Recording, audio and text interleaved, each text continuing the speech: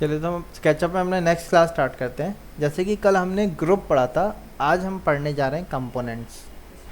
Group में और components में एक माइनर सा डिफरेंस होता है, दोनों ही इंडिविजुअल ऑब्जेक्ट होते हैं पहली चीज़, ठीक है। लेकिन कंपोनेंट में क्या होता है, कंपोनेंट में फ़ायदा ये होता है, जैसे ऑटोकैड में ब्लॉक्स था, हमने एक ब्लॉक बनाया, उसको सब जगह कॉपी करके रख दिया। अब कल को मुझे कोई चेंज करना है तो हम क्या करते थे, ऑटोकैड में ब्लॉक एडिटर के अंदर जाते थे और ब्लॉक एडिटर के अंदर जाके जैसे ही चेंज करके बाहर आते थे, जितने भी ब्लॉक्स हमने वहाँ पे कॉपी करके रखे होते सब में अपने आप क्या हो जाता था, चेंजेस हो जाते थे। ये फ़ायदा हमें किस में मिलता है, कंपोनेंट्स में, ठीक है। सेम चीज़ ऑटोकैड की स्केचअप के अंदर कहलाते हैं कंपोनेंट्स। अब हम ग्रुप भी बनाते थे और अब कंपोनेंट भी बनाएंगे, दोनों में देखेंगे क्या डिफरेंस हमें देखने को मिलता है।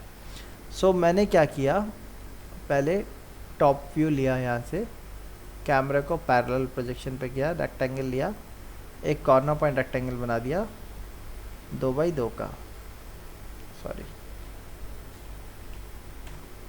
हो गया। इसको राइट डबल क्लिक करके सेलेक्ट किया और सेलेक्ट करके मैंने क्या कर दिया, आप देखो ग्रुप बना दिया। ग्रुप बनाने के बाद मैंने इसको मुँह कॉपी किया, यहाँ से उठा के मैंने डिस्टेंस लिखा, कितने डिस्टेंस पे आपको रखना है, मैंने कहा सपोज़ 12 फीट पे 12 फीट लिखा, एंटर कर दिया। अभी 12 फीट पे कितने कॉलम आए, एक आया। सपोज़ मैं चाह रहा हूँ पहली चीज़ कि इसी को मल्टीपल कर लूँ मैं, जैसे सपोज़ मैं आपसे कह रहा हूँ कि भाई ये मेरा 2x2 का कॉलम है, मैं इसी को रिपीट करना चाहता हूँ इसी की डिस्टेंस पे, या मेरे लेग्स हैं, कोई भी चीज़ हो सकती है रैंडम, तो मैं इसको रिपीट करना चाहता हूँ डिस्टेंस को, कि इतने डिस्टेंस में बार बार रिपीट हो जाए। तो रिपीट करने के लिए स्केचअप में हम क्या करते हैं, जब हमने एक कॉपी करके रखा, अब आपको कोई की दूसरी प्रेस नहीं करनी, आपको एक्स प्रेस करना है, ठीक है। एक्स से क्या होगा, कॉपी मल्टीपल कॉपी क्रिएट होंगे, जो ऑटोकैड में एरे कमांड लगता है, ठीक है। एक्स लिखा, और एक्स लिखने के बाद कितने एलिमेंट चाहिए मुझे इसके बाद, 1 2 3 4 5 जितने चाहिए, मैंने कहा 2 लिखा, मैंने x2 और लिख के एंटर कर दिया। तो अब देखो कॉपी करके जो एक आया था उसका एक और रेप्लिकेट हो गया, दो टोटल 2 आ गए कॉपी होके। अब मुझे क्या हुआ, नहीं यार मुझे एक्चुअल में 3 और चाहिए थे, एक के बाद 2 और चाहिए थे। तो उसके लिए वापस से मैं क्या करूँगा, फिर से एक्स लिखा, फिर मैंने क्या लिखा, 3 लिखा, एंटर कर दिया। मैंने कहा नहीं मुझे 2 ही चाहिए थे, वापस से एक्स लिखा, 2 लिखा, एंटर कर दिया, तो वो कन्वर्ट कर देगा। तरीका क्या है कॉपी करने का, मैं फिर से रिपीट करता हूँ। मल्टीपल क्रिएट करना है, आपने एक एलिमेंट को सेलेक्ट किया, वो कंपोनेंट हो सकता है, ग्रुप हो सकता है, कोई नॉर्मल लाइन हो सकती है। इसको सेलेक्ट किया, मूव कमांड पे गया, एम लिखा, एम लिखने के बाद एंटर किया, पॉइंट बताया, डायरेक्ट कंट्रोल दबा के कॉपी क्रिएट किया, डायरेक्शन को लॉक किया हमने, एक्सेस से डायरेक्शन लॉक हो गई। जितने डिस्टेंस पे रिपीट करना है, मैंने कहा सपोज 22 फीट पे रिपीट करना है, 22 फीट लिखा, एंटर कर दिया। अब ये एक आ रहा है, मुझे इसमें के 4 कॉलम चाहिए टोटल, इसके पहले वाले को छोड़ने के बाद, यानी कि इसको छोड़ने के बाद। अभी कोई पॉइंट कुछ नहीं दिया मैंने, तो मैंने इसके देने के बाद एक्स लिखा, और एक्स लिखने के बाद 4 लिखा, एंटर कर दिया। टोटल 5 कॉलम्स आ गए सेम डिस्टेंस पे। आप चेक करना चाहते हो, चेक करने के लिए यहाँ से आप इसका यूज़ कर सकते हो, डायमेंशन टूल का। मैंने पहला कॉर्नर पॉइंट आगे का लिया और सेकंड कॉर्नर पॉइंट इसके आगे का लिया, आप देख सकते हो 22 फीट आ रहा है, इनर टू इनर 20 फीट आ रहा है, ठीक है। वापस से चेक करना, इस पे गए, ठीक है।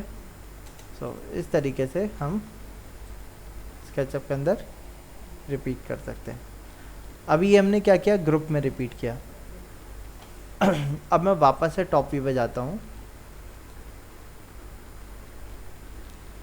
अगेन मैंने रेक्टेंगल टूल लिया, आर लिखा, आर लिखने के बाद इसको भी मैंने 2 फीट कॉमा 2 फीट का बॉक्स बनाया। इसको मैंने क्या कर दिया, मैं एक कंपोनेंट क्या क्रिएट कर दिया, इसको मैंने डायरेक्शन लॉक करके इसके रेस्पेक्ट में अटैच कर दिया। इसको भी कॉपी क्रिएट किया 22 फीट पे, ठीक है। या तो ऐसे रख सकते हो आप, या मैं क्या कर रहा हूँ, मैंने इसको लास्ट पॉइंट इसके रेफरेंस पे आके यहाँ रख दिया। अब मैंने क्या किया, स्लैश का सिंबल दिया, ठीक है। अगर मैंने x लिखा था तो डिस्टेंस को क्या कर रहा था, रिपीट कर रहा था। मैंने क्या दिया, x स्लैश लिख दिया, स्लैश से क्या होगा, डिवाइड करेगा। डिवाइड मैंने 2 लिखा, एंटर किया, तो जो टोटल डिस्टेंस आया उस पर उसने क्या किया, 2 कॉलम लगाए, मिडिल पे लगा, इक्वली कर दिया, करेक्ट। अब मैंने डिवाइड का सिंबल दिया, अब मैंने क्या कर दिया, इसको 4 लिखा, 4 इक्वल सेगमेंट में डिवाइड कर दिया उसने, ठीक है। मैंने डिवाइड का सिंबल दिया, 3 लिखा, एंटर कर दिया, 3 सेगमेंट में डिवाइड कर दिया। अगेन डिवाइड लिखा, 2 लिखा, एंटर कर दिया, 2 सेगमेंट में डिवाइड कर देगा वो। सो अभी हम ये देख रहे हैं कि मल्टीपल और डिवाइड में क्या फ़र्क है, आया समझ में। मल्टीप्लाई करने के लिए जब पहला डिस्टेंस देते हैं उसके बाद x लिख के वैल्यू डाल देते हैं, एंटर कर देते हैं, रिपीट कर देता है। और डिवाइड करना होगा तो जब कॉपी करके रखा पहले वाले को, उसके बाद स्लैश का साइन दे के कर दिया, हाँ। सो इस तरीके से हम उसको डिवाइड या मल्टीप्लाई कर सकते हैं। अब मैंने अपने व्यू चेंज किया, अब हम इस पे आते हैं कि एक्चुअल में कॉलम और कंपोनेंट, वो सॉरी ग्रुप और कंपोनेंट में क्या डिफरेंस है। अब ग्रुप में मुझे चेंजेस करने हैं, इनको हाइट देनी है, तो मुझे क्या करना पड़ेगा, मैंने डबल क्लिक किया, p लिखा, हाइट दी मैंने कहा 10 फीट, लिख के एंटर कर दिया, हो गया। बाकी किसी पे हाइट आई या क्या, वो बाकी किसी और पे हाइट आ रही है या नहीं, नहीं आ रही। क्यों, क्योंकि हर एक कंपोनेंट इंडिविजुअल एलिमेंट के तौर पे रहता है। तो अगर मुझे इसको हाइट देनी है तो मुझे इसको डबल क्लिक करके एक्टिव करना होगा और फिर p लिख के डबल क्लिक करके हाइट देनी पड़ेगी, और ये काम सब में रिपीट करना पड़ेगा। अब ये जो पीछे वाले एलिमेंट है ये क्या है, हमारे कंपोनेंट्स है। कंपोनेंट्स में अगर आपको कोई चेंजेस करने हैं तो आपने कंपोनेंट को डबल क्लिक किया, पुश पुल किया, p लिखा, यहाँ से मैंने हाइट दे दी 3 फीट, लिख के एंटर कर दिया। क्या हुआ देखो आप, जो कंपोनेंट क्रिएट कर रहे थे हमने उनमें एक साथ चेंजेस हुए।